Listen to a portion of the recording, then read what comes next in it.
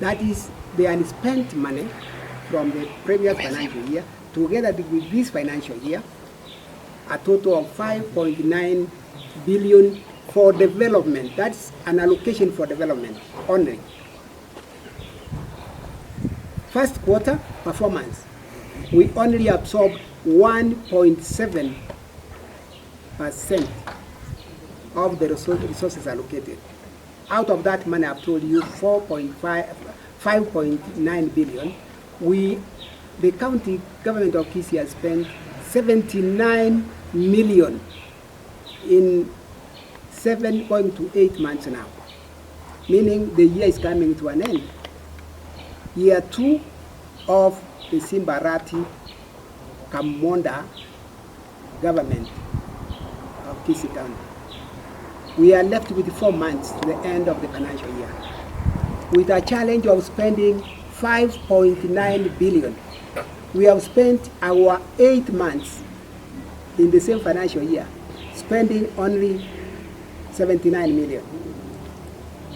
Percentage-wise, 1.7%, meaning we have 88.3, am I right? 98.3% of our budget for development unspent.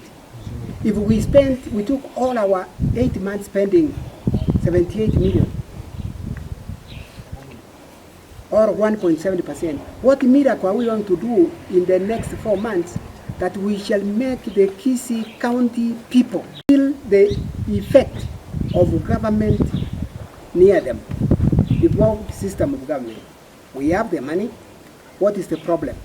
We are unable to apply the resources. Who is holding the government? We have the chief executive of the county, Governor Arati. We have to explain. Governor Arati will only expect me to explain this if delegated to me. If he has not delegated that role and assignment as the principal deputy, the principal assistant, I am not expected to take roles minus the governor giving them as assignments to me. So,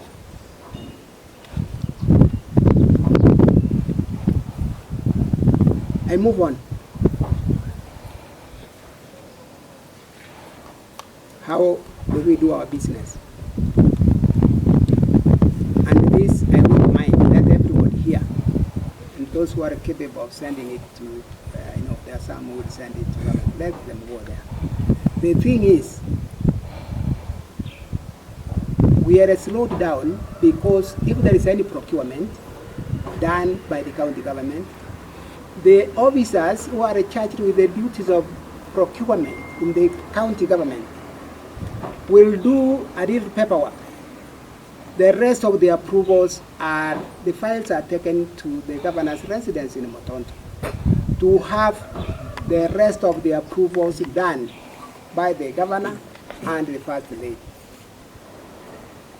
This has no doubt. Anybody wanting to doubt this, go and look at who is approving procurement for the county. Is it stipulated in the law? No. Is it that you do paperwork like a clerk and then pick the papers, take them to the chief